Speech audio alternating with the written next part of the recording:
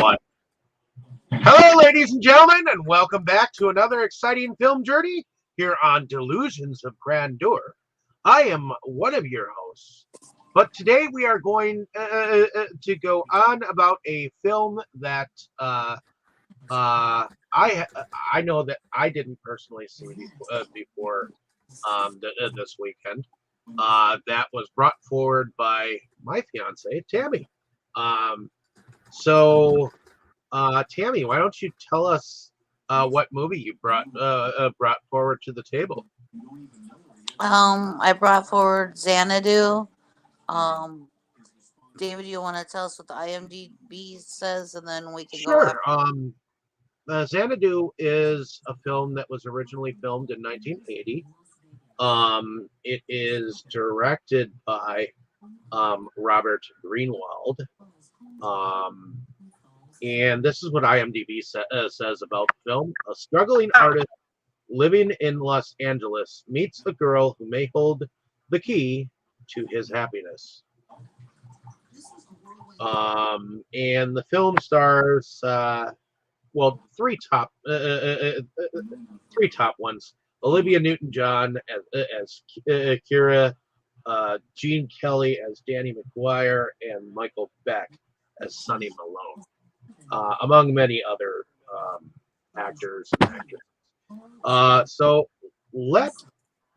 one thing I did want to say before we got too far into the film is that a lot of the music behind features music by Olivia Newton-John, Electric Light Orchestra, and Cliff Richard and the Tubes.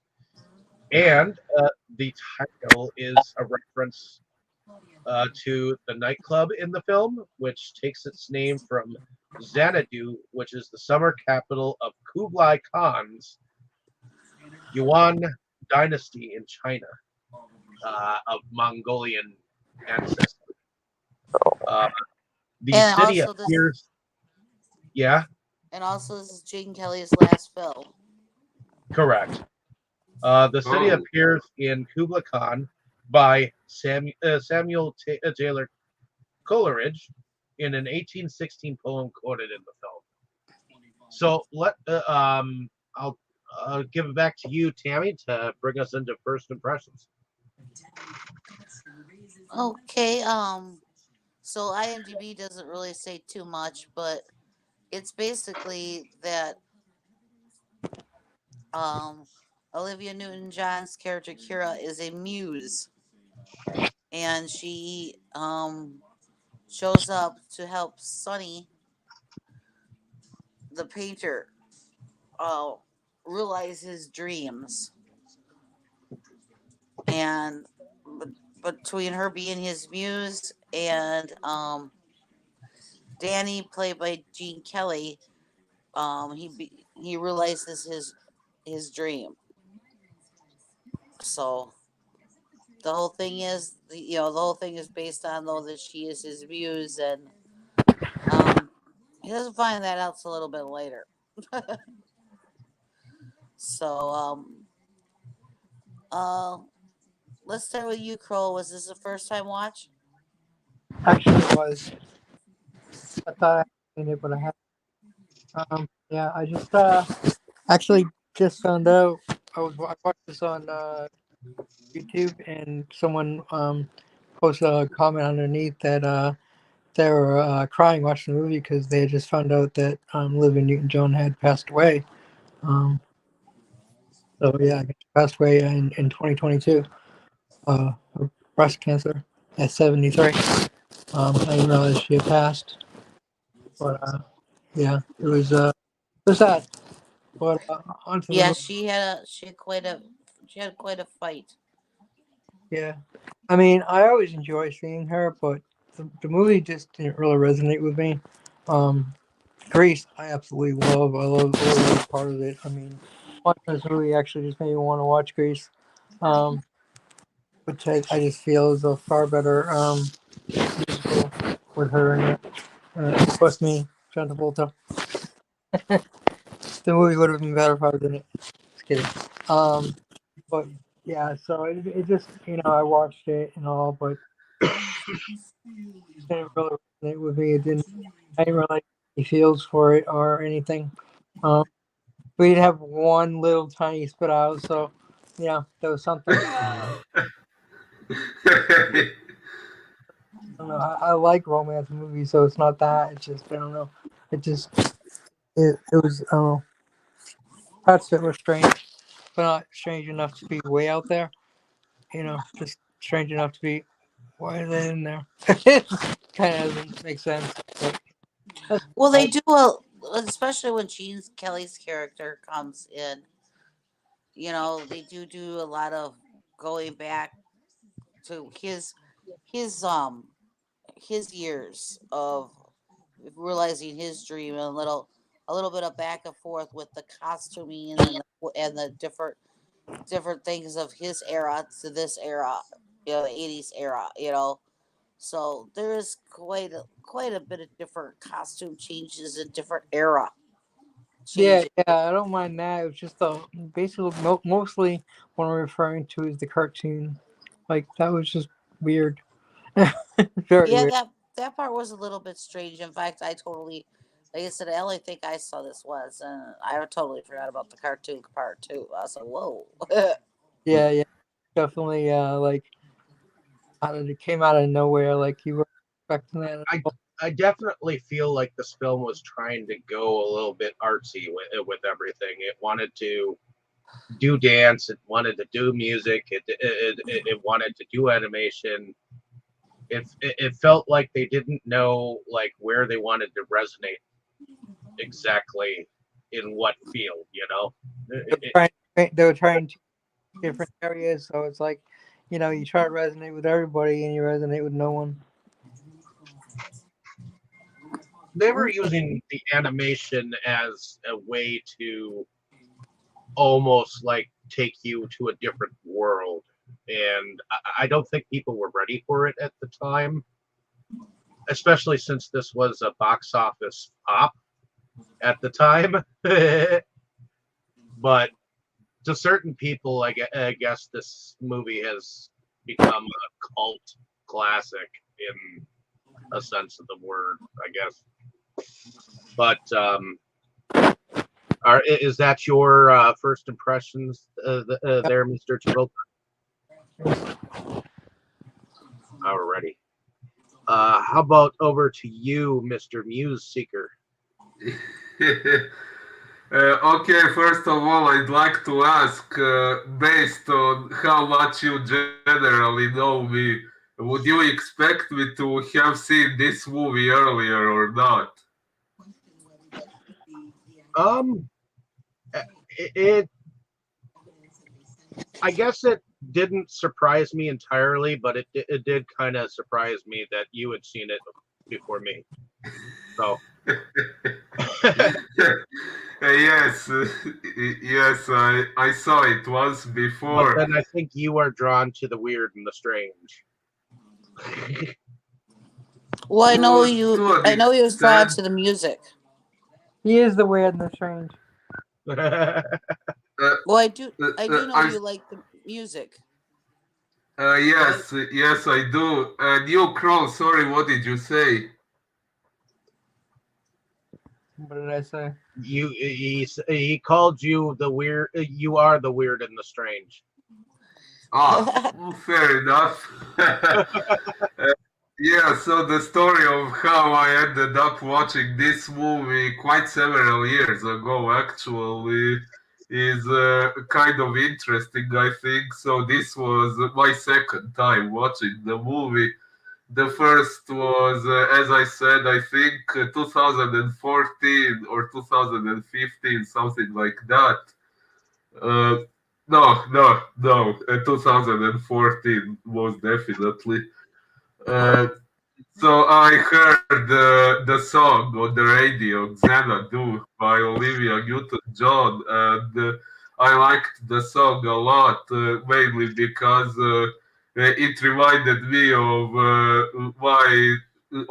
something in my Total Evil novel, which, as much as you know about the story, you probably wouldn't imagine it has uh, too many similarities with this movie, but the song kind of does have similarities with something in the story, and that was why I really liked the song. And when I found out it was from a movie, I got interested in seeing the movie too.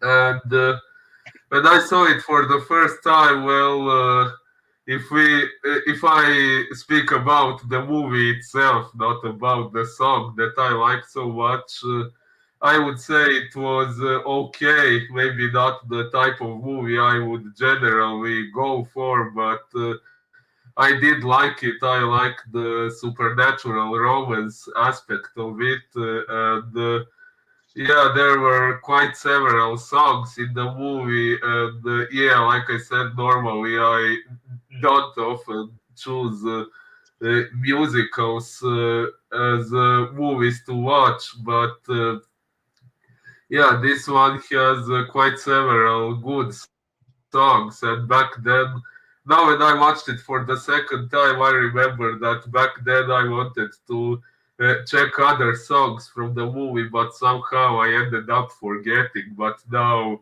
yeah, now I will most definitely check out the whole soundtrack and probably add some more songs to my collection of songs that remind me of my writing. So I'm most definitely glad I watched this movie for the second time now. So thank you, Tammy, for that. And Well, I'm at yeah, least I guess. yeah, I'm at least glad I saw it first time. So So this was your first time. yes. Interesting. Uh, so yeah, I guess that would be my first impressions.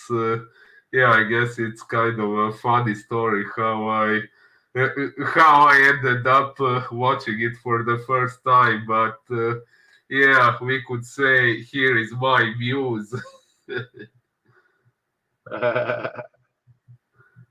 Ooh, yeah. Muse, obsession, kind of the same thing. Oh, in a way. But in any case, Tammy, how about your first impressions when you first saw this? When was the first time you saw this? I think I saw it for the first time back in the 80s because some of the songs were popular at the roller rink, and I went um, roller skating a lot back then. So I think that's when I saw it the first time because um, some things were familiar when when we were watching it, and others weren't. So I don't remember really that much of the first time compared to now. I mean, it was fun. It was a fun movie. I mean, it's there's like nothing scary or anything like that really, and it is just it's fun. It's a little strange, a little out there. It's a typical 80s, you know.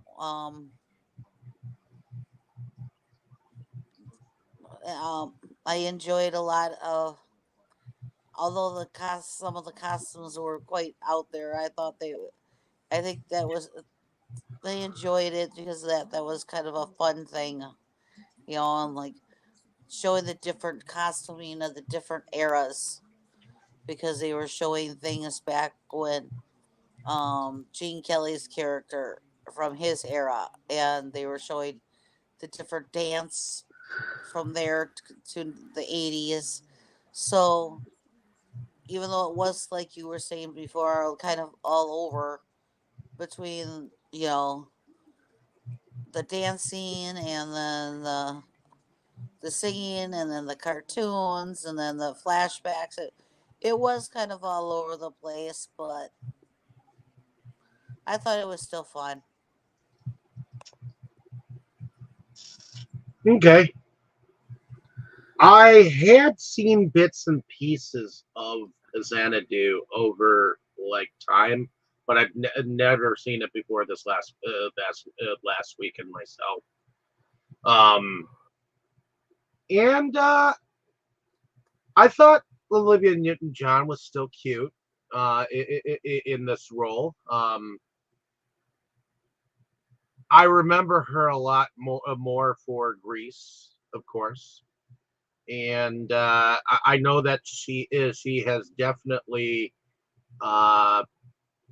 made a predominant role as a female singer from Australia and the UK because she's part British, part Australian. And if you think about it, Michael Beck is actually from a movie called The Warriors. He played Swan as one of the I believe gang members in The Warriors, and he was also in a movie called Megaforce, which both the Megaforce role and this Xanadu role gave him a Razzie Award for the worst actor or in movies. In fact, Xanadu was the inspiration for the original Razzie Award.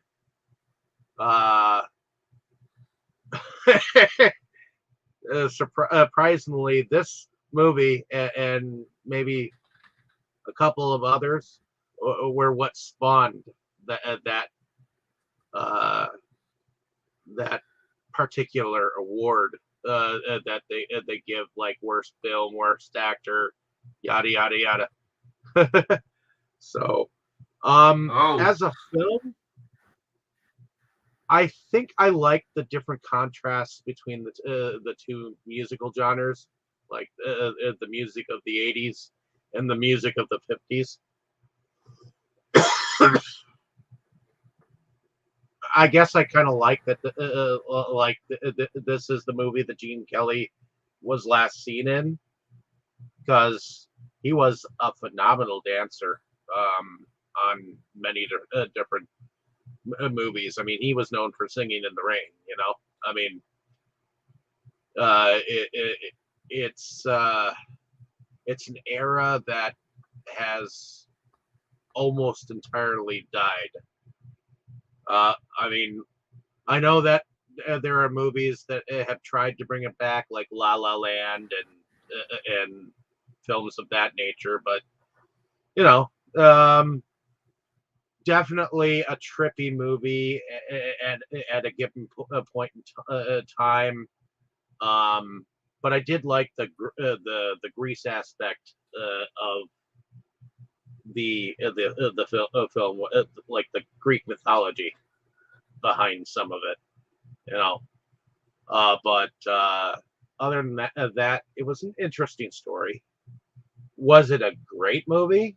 I'm not sure if it was a great movie, but it was a good movie. I mean, it was an okay movie. I mean, I'm not going to Razzie it, but I mean, it was a movie of its time, and I think it's an art piece that speaks for itself. It may not be for everyone, but I was entertained by it.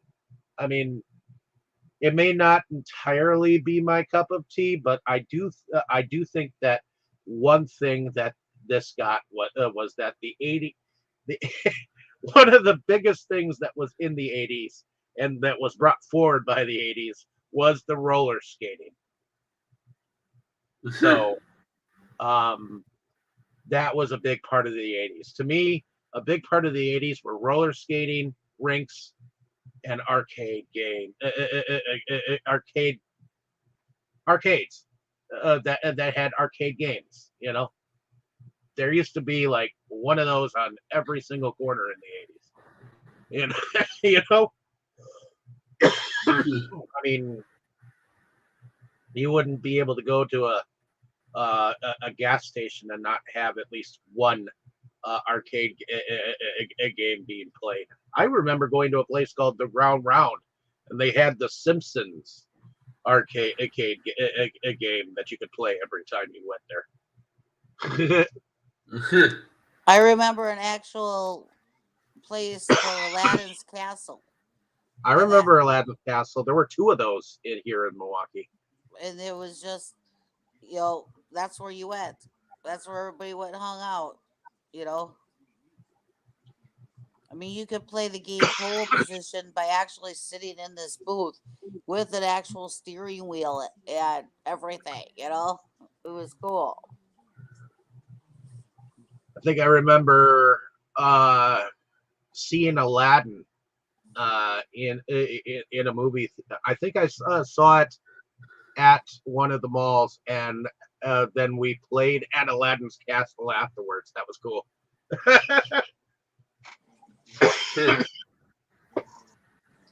But yeah, those were the days. Those were the days, my friend.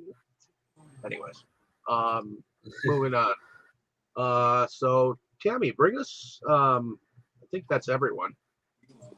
Bring us into the plot.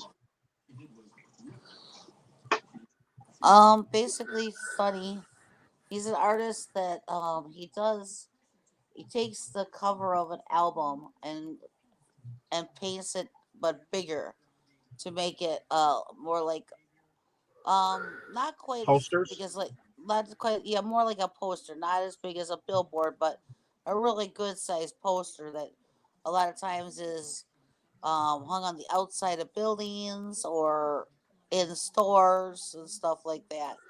And he's very bored with it because he wants to do his own stuff, his own painting, and he just hasn't found the right thing to do. So right now he's going along and doing this, but this is not his dream. You know, he is very good at what he does, and his employer knows it, and he knows it, and sometimes how good he is and how fast he is at being able to produce these things is almost a downfall because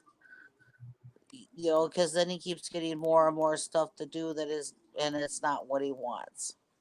I do want to interject here that there are he does start out trying to like create his own art in the very beginning, and then he rips up one of his pieces of work, Oh and they yeah. kind of do a Mary Poppins type thing to me, where the pieces of paper end up flying to a mural that is on the wall in an alleyway somewhere, and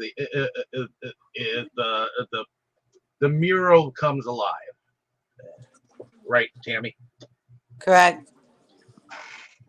And what was the mural called, or the specific? Because eventually it ended up being the name of the band that he was tasked at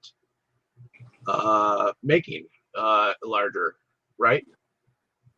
No, I think the mural was just a mural. Well, it was a Down. mural that was called the Nine Ladies, and then the name of the band was the Nine Ladies too. Oh, it was okay. Yeah. I just thought the mural was something that was really cool at the end of this alley. It was like, where did it come from? Nope, it is actually a real name of uh, a group of ladies that always ends up being nine, but I guess they're like more like in reality they're 32 ladies, but they always end up representing nine. So I don't know. Sorry, where is 32? I looked it up. Um,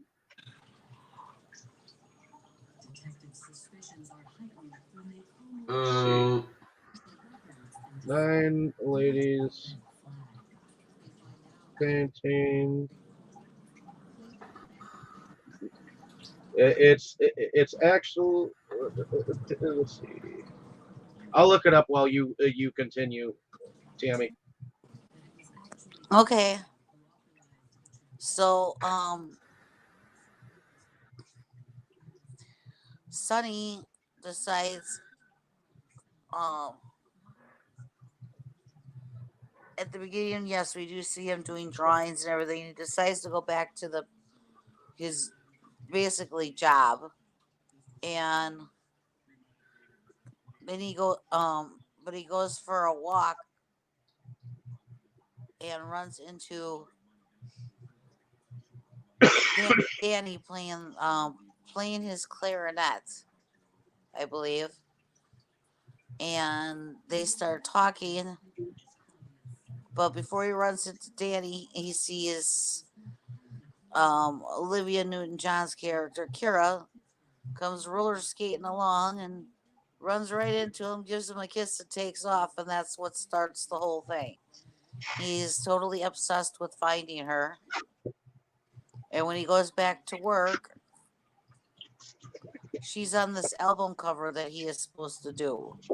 So he goes looking for her, and that's when he actually runs into Gene Kelly's character of Sonny. And he's telling him, "I gotta find this girl. I gotta find this girl," because he's showing her picture on this album cover to everybody.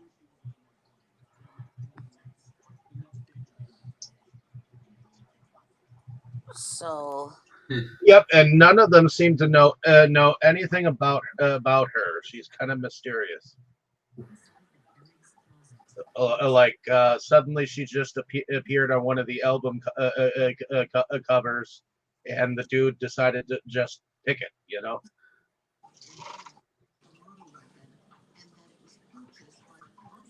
Right?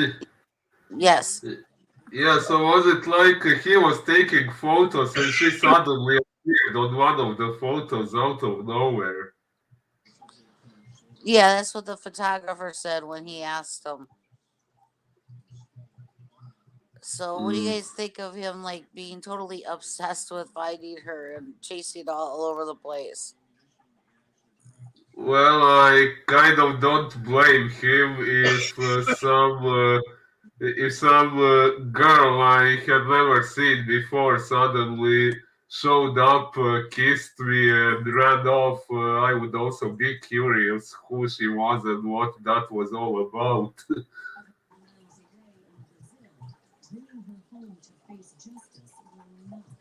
Any other comments? Not that I know of. Okay. Well, yes, he ultimately tracks her down to this rundown. I want to call it like a amphitheater type of a thing. It had at one time it had concerts and different events in it, but it's been since shut down, boarded up, everything. And he ultimately ends up finding her there, and they finally get to talk, and then she disappears on him yet again.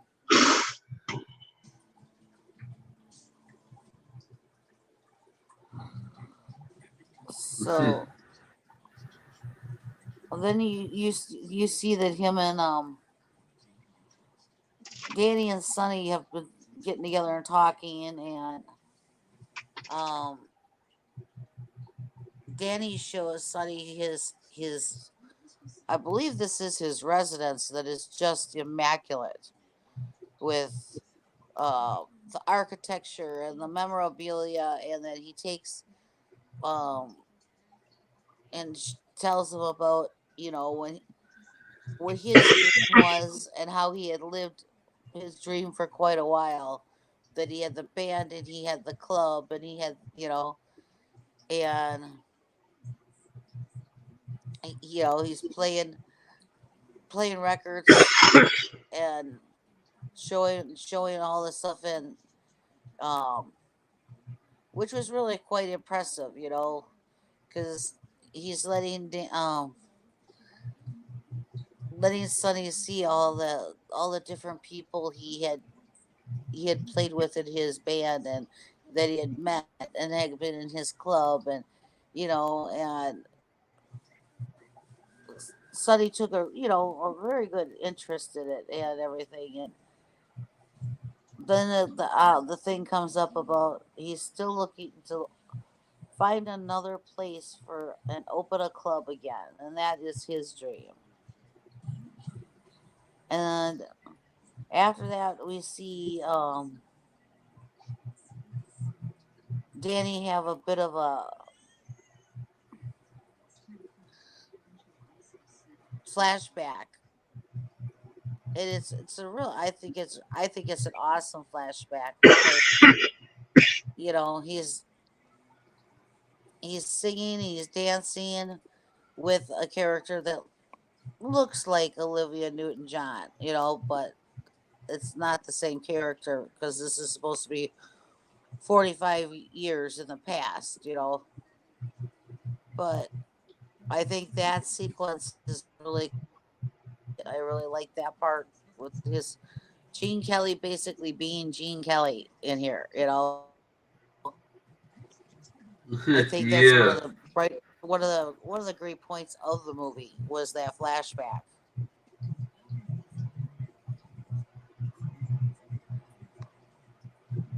Anybody else have anything to say? Um, where are we at now? I was reading up on the mythology of the ladies. Or The flash, the flashback basically when Gene oh, Kelly with took Gene up a Kelly. dance. Yeah. Mm, mm. I actually Well, think that's a pretty cool moment because he's reminiscing um and honestly, if I were his age and depending on whether I was married or whatnot, I wouldn't mind having her in my arms. So you know what I mean? But cool. he still did that dance and it just seems so effortless for him to do that dance just like always. Well, yeah, he made it look fluid. He always makes his dance look just so natural for him, that he's not having to totally work hard at it, and it looks so he does such a good job. It's very entertaining to watch him dance. What did you think about the dancing that Gene Kelly did, Mr. Travolta? Yeah, Crow's been kind of quiet.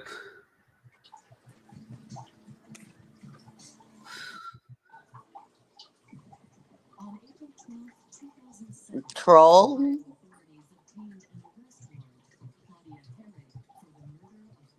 Crow, hello, squab.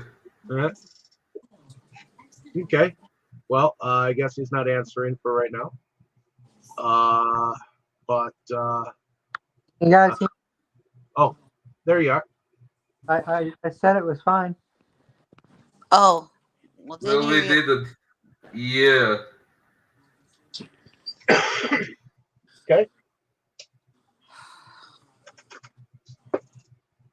Well, I guess we can move forward then. Okay, well, we get to the point where Kira and Sunny are spending a lot of time together, and she's trying to encourage him about his dreams. Well, and they meet at that abandoned building, don't they? A lot. Correct. And then they go out on a date, and he takes her to a. It's basically in a way, a movie set. It's supposed to be a set where they film like videos for, music videos, but it has like all the things that you would see like at a movie set. So he Okay. takes her there and they have a lot of fun with all the different things that come up. I believe that's when the song "Magic" is being sung. Oh, you got to believe we are magic, or whatever the title is. It's called just magic. Ooh. And so then after that, him and Danny and Sunny keep getting together, and finally, um, Sunny takes Danny to this abandoned arena and is kind of pitching it to him because his dream is to open another club. And this is another kind of fun, I think, scene as the two of them are sitting there in this place and imagining, you know, things. Danny's remembering 45 years ago and the big band type of thing and the dance and the costumes, and he's imagining that playing there. And Sonny's imagining more his era, the 80s era, a whole different look and a whole different band, which is where you see ELO on, playing. But I thought it was kind of neat, and then like they kind of meshed the two ideas together at the end, where you all of a sudden they both come together, and I thought that was really cool how they did that. So they decide that they are going to open this place, and Kira shows up after they've been doing all their little um daydreaming, you might want to say. Yeah. And she encourages them no more, and then that's how the name Xanadu comes along, because she starts saying something about Xanadu, and he and Danny finishes the quotation or the poem or whatever she's saying that's has Xanadu in it. He finishes it, and they pitch it to Sunny, and well, a dream is born. Yep. Only his muse Kira ends up having to disappear and go back to what is Museland. essentially what is essentially supposedly Mount Olympus, because they actually get into some Greek mythology here, where Oh, yeah. all of these ladies are muses, About muses and daughters of Zeus. about Zeus. Which I was reading up on some of that. Um, Apparently, these are the names of the muses at one point in time. Calliope for epic poetry, Cleo for history, Polymnia for mime, Euterpe for flute, Terpsichore for light verse and dance, Erato for lyric choral poetry, Melpomene for tragedy, Thalia for comedy, and Urania for astronomy. These are different muses that were um, thought to have been part of some of the mythology. I mean, the names have changed over time, from Roman mythology to Norse mythology to different aspects of um, Greek mythology, I mean, a lot of it is mixed in with each other. There's even a story with Orpheus where there was a king that evidently had 9 daughters that he thought were just as talented as the muses of Zeus, and he challenged them. And I guess because they weren't as talented, they were turned into magpies or birds. It's kind of Ew. interesting, but different mythologies portray them differently. But at the end of the day, they're all muses of something for humanity. So, just thought that that would be a little bit entertaining, at least that which I would derived from reading some of the history.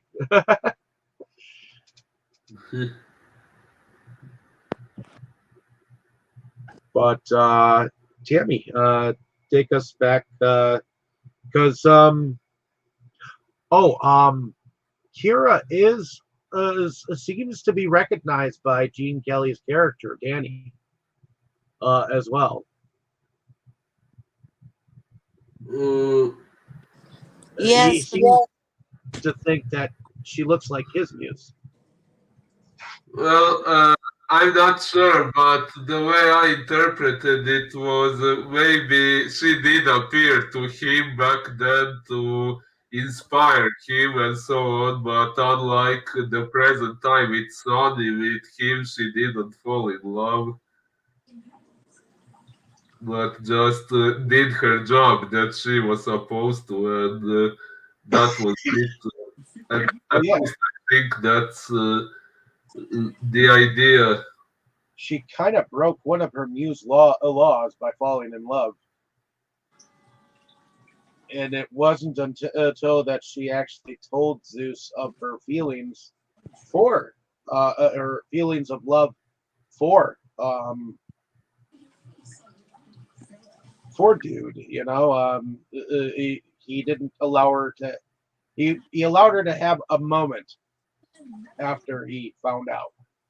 You know, but it was through the wife of Zeus that he was convinced to have her come back for the grand opening. And what do you what Tammy describe the grand opening? the what? The grand opening of Xanadu. Describe it. Oh, well, right before that, though, we see Kira has to go back, and so Sunny doesn't even want to go to this grand opening because she she finally told him the truth about who she is, what she is, and um, she goes back and um, while the grand opening is going on, which is a whole mixture of everything. You've got dance, you've got people on roller skates, you've got um, the modern music, you got old music, you've got everything. Country music. It's just a whole assortment of Smorgasbord. what? Smorgasbord. Yes. And I believe during this too we get our little cartoon. Before the opening, yes, we get the animation part. Yeah. So a lot of things are leading up to this grand opening. You find out that she's a muse. She leaves, the cartoon is on, and then Sunny somehow breaks through and gets to go to um Kira's realm Yeah, somehow he ends up skating straight at the mural. and ends up And in her realm. yep, which is quite interesting with all the neon lights and everything. A little bit different way to portray it, and he's In told a you can't stay, you have to go back, and in a sense, it almost reminded me of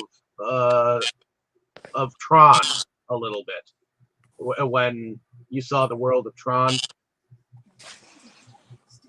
Just a teeny little bit, even though Tron was a better movie. I Just the way like that they were portraying that world. right before she went back when she was telling him what she was, and she took over the TV, and she made Oh yeah, the actors be talking to him and everything. I thought that was kind of different. yeah, Indeed, that was pretty impressive. yeah, because it was supposed to be like some noir mystery murder type of TV show, and even the bad guy, a guy turned in and was like, "Baby, you, you you really don't know what's in store for you, and all that jazz. I did like that little part, but Anybody else have anything to say about what's leading up to the opening and the opening and all its spectacular um, forms of artistry?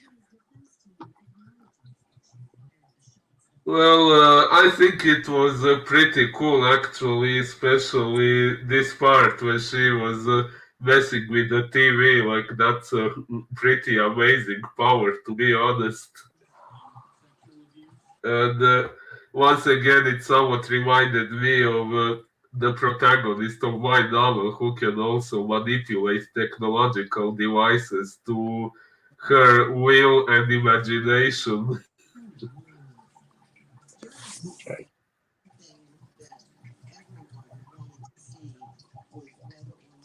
Well, and I think between his coming there and then her finally telling Zeus about her feelings for for him, and the fact that Zeus forgot about um, what feelings are, uh, and whatnot, and then also after he lets her have her moment, um, you hear his voice in the background saying, I always forget that that's not the daughter that I'm thinking of, or whatever. I always confuse the two, or something like that." No, he says he mixes up a moment and forever. Ah, Yeah, that's what he says. so, but yeah, but then you see a variety of uh, song acts, but at the heart of the opening of uh, the club is the song Xanadu reprised, because they Oh, sing it in the oh very beginning yeah. of the too. But ultimately, I believe her sisters all come down and are part of the act as well. Um, in the end, and Oh, it did. um, so ultimately, she then, if I am understanding, she then is brought back to her world. But then, Tammy, what happens to our artist who loves Kira? What do you mean? What happens to He ends up looking like he's down in the dumps that she's gone, and then he meets a waitress that looks like. Oh, at the very end, yes. Yeah, so it's kind of left up to interpretation if that's really Kira or look-alike that she was actually sent to bring him together with. So I think there is no definitive answer to that. Well, she definitely looks like Kira, and he basically calls her over and wants more conversation with her, and then that's when the end credits happen. So, is there anything else that anybody wants to say about the film as we've described it so far? Mm, well, since, like I said, it's been a long time since the first time I watched the movie, and there were quite several things I forgot in the meantime. Uh, for example, yeah, the cartoon sequence and Kira knowing Danny in the past and things like that. And what else was I going to say? Yeah, I did say I liked the music quite a bit. Yeah, that's what I've mainly been talking about. Other than that, n- not sure actually. Okay, let's go into production.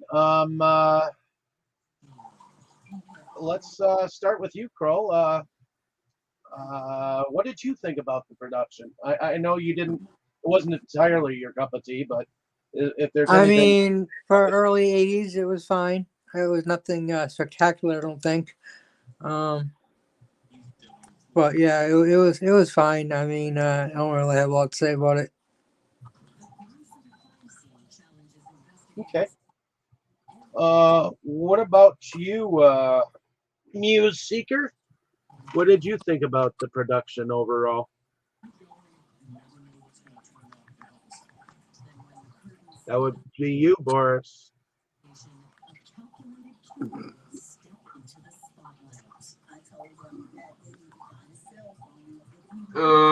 What I think about the production, well, some things like the CGI and so on, one time period, I think it was probably okay. They probably couldn't do any better.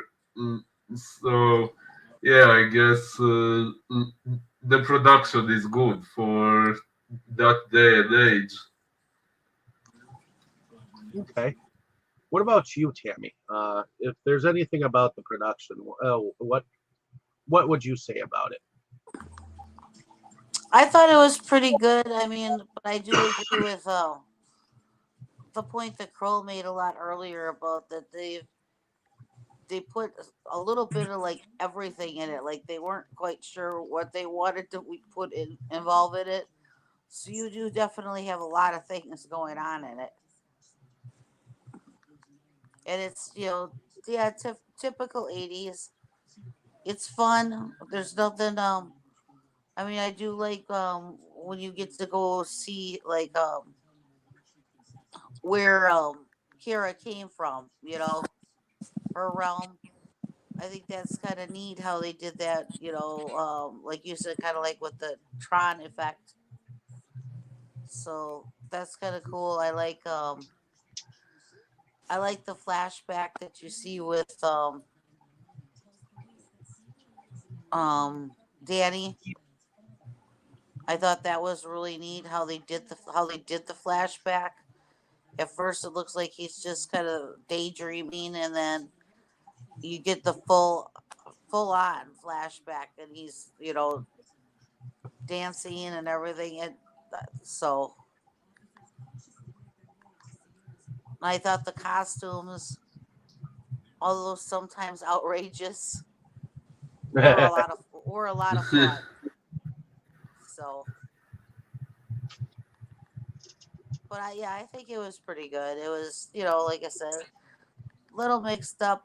I don't really see the whole point of the animation part, but you just had to throw a little bit more weirdness into it.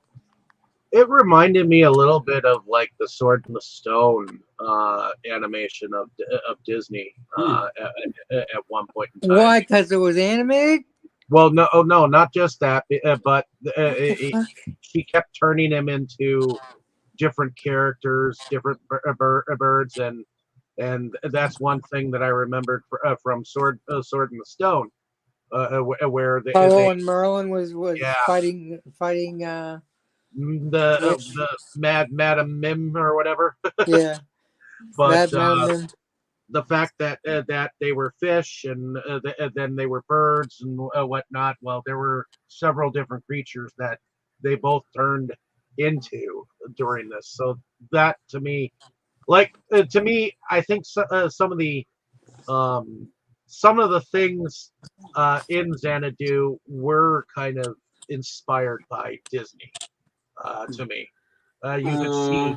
Probably, yeah. Because to me, the torn up papers making the painting alive. Well, that was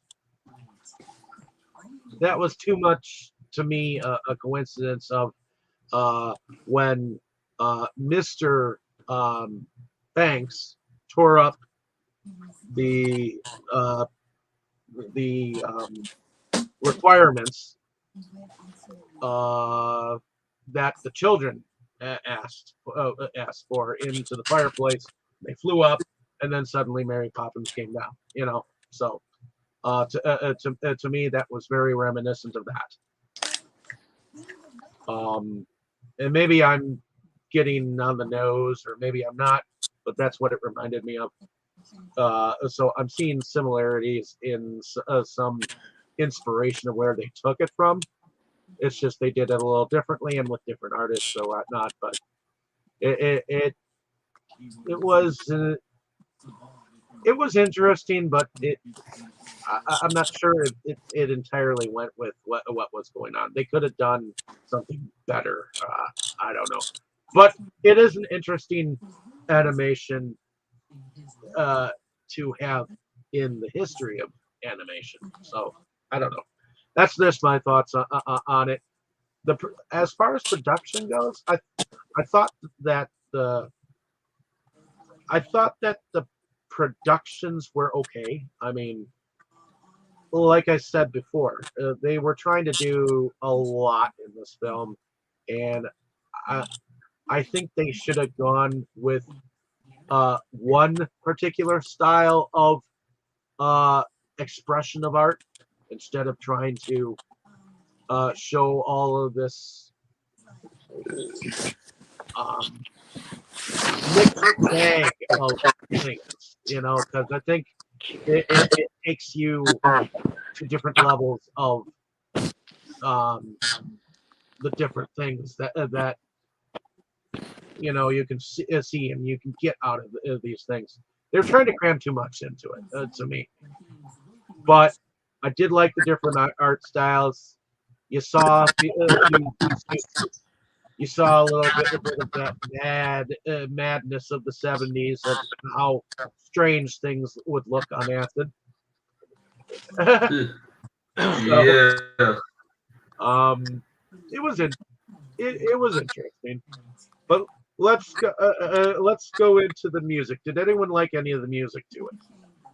No. This film is known for its music, especially since ELO was part of it, and so was Olivia Newton-John.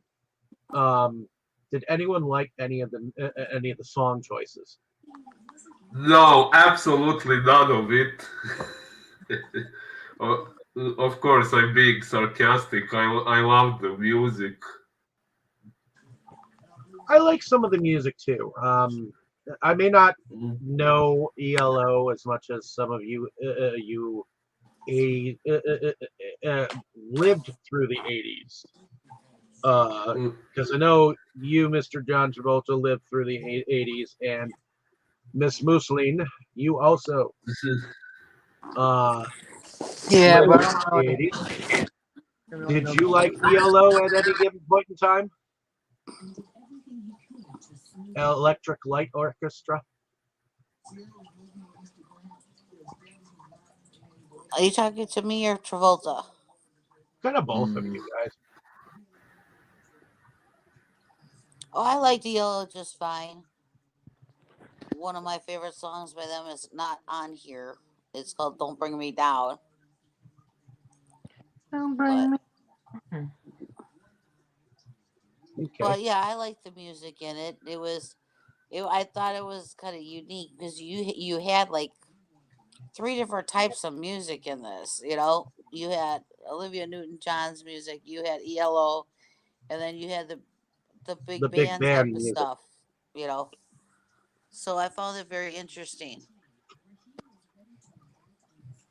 Mm, yeah, I did not live through the 80s, unfortunately, but yeah, I did like the music in this movie. I have not heard much of Electric Light Orchestra's other music, but this was really good. And yeah, while I was watching the movie this time, I was catching some music with Shazam that I wanted to check out later. So, aside from the main theme song, which you all know by now is my favorite, I have especially marked to check out later. Magic by Olivia Newton-John. Whenever you're away from me, suddenly and suspended in time. So those are the ones I definitely want to check out Okay, very soon, maybe today so during the rest of the evening. these are some of the these are the songs that were on the soundtrack. I'm Alive, which was performed by ELO. Magic by Olivia Newton-John. Whenever You're Away from Me, performed by Olivia Newton-John and Gene Kelly. Suddenly, performed by Olivia Newton-John and Cliff Richard. Uh, Olivia Newton-John and the Tubes, they did Dancin', and then All Over the World was ELO. The Fall was ELO. Suspended in Time was performed by Olivia. Don't Walk Away, ELO. Xanadu was performed by both Olivia Newton-John and Light Orchestra. You Made Me Love You, which was music by James V. Drum Dreams, which was performed by ELO, and Fool Country, which was performed by Olivia Newton-John.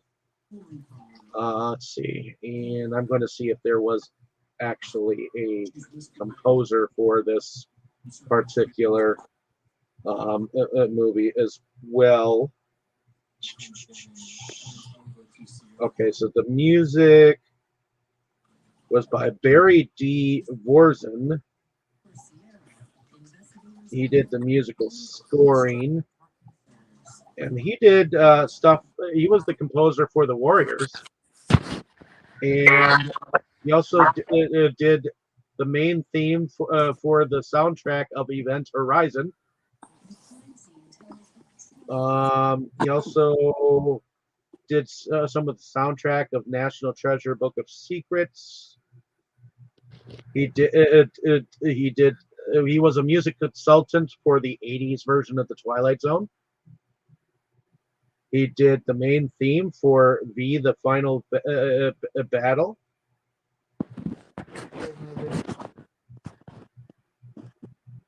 Let's see. He was the composer for The Exorcist 3. Oh, wow. He was the composer for Night of the Creeps. Hmm. Let's see. Looking backwards. For Jekyll and Hyde Together Again, a movie called Looker. Let's see. The Comeback Kid. The ninth configuration. Let's see. Before, okay, he was the composer for Bobby Joe and the Outlaw. He was composer for Dillinger in 1973. So, yeah, he did a lot of stuff. So let's go into favorite scenes and or favorite characters. So, did you have any scenes that you liked, Mr. Travolta? When he fell in the water. Spudao! And that's it. Did you have a favorite character at all? Olivia Newton-John. Okay. Let's go over to you, Muse Seeker. Favorite character and or favorite scenes. Favorite character? Well, either Kira or Sadi. I kind of liked them both. My favorite scene. Okay, yeah, the when he fell into the water, that was funny. Like Kroll says, that's a spudao. But my favorite scene would probably be the one with the theme song being played. But I also like the one when Sonny enters Kira's world and argues with Zeus. I really liked his courage there. Okay. Is that it then for your favorite scenes and or favorite characters? Oh, I think so. Yeah. Okay. Heading over to you, Tammy. Favorite scene or scenes or favorite characters? My favorite character is Gene Kelly. And favorite scene, I have basically two. I love the dance scene. The Gene, when he's reminiscing, and I like the ending. When the club is open and you've got everybody doing everything. They're dancing, they're roller skating, and Olivia Newton-John's character Kira keeps changing her look. And I thought that was kind of cool. Okay. So Is that pretty much it then for you? yeah, I mean, I definitely did like Kira Olivia Newton-John very much, but um, I've liked Gene Kelly for a while, so I liked his role in here. And I have to kind of agree with you with Gene Kelly. I like a lot of roles that Gene Kelly has been in. I think he's. You think about the dancers of the '50s or whatnot. He makes things look natural. I know that there are other people who would probably say that there are others that would dance better than he did, but I like him and his dancing and the way that he makes it look natural, even at the age that he was when he made this film. And the fact that this was his last role is a shame, because when he left this world, it, it, it's it's like a light went out. But Indeed. I very much like Olivia Newton-John as a character. Um, as far as favorite scenes go, I did like the flashback scene. Um, I did like the final roller skating opening. And I did kind of like the fact that the painting came alive, and I even liked it more learning that about the muses, and the fact that they used a little bit of Greek mythology in this, to kind of show that these muses have been doing this for years, to try to help people achieve their dreams, and they can only do it once, you know. it's kind of like a devil down at the crossroads kind of thing. They come to the ones that they are chosen to do, or being told to direct towards a dream, and not everyone is gotten to, because there's only 9 of these sisters, although it looks like they can go pretty fast. But to think that there's another deity trying to help some of us achieve a dream potentiality, I like that idea that there might be something guiding us to some of that, potential success. Yeah. Not every one of us achieves our dreams. Some of us live to pass on the the dreams, or at least the idea that dreams are possible to the next generation.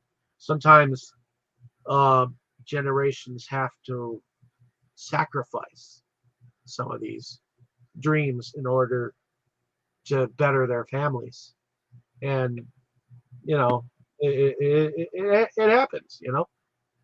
But As whoever said it, I can't remember, was it Danny who said it? Dreams don't die, we kill them. yeah, and I think that sometimes that happens, and some people never never are able to re-achieve it. And of course, if you think in that mindset that you are going to fail and that you're never going to achieve your dreams, of course, then you brainwash yourself into thinking that you're going to do so. If you gotta bring the bull by the horns, and get up off your darn feet and try.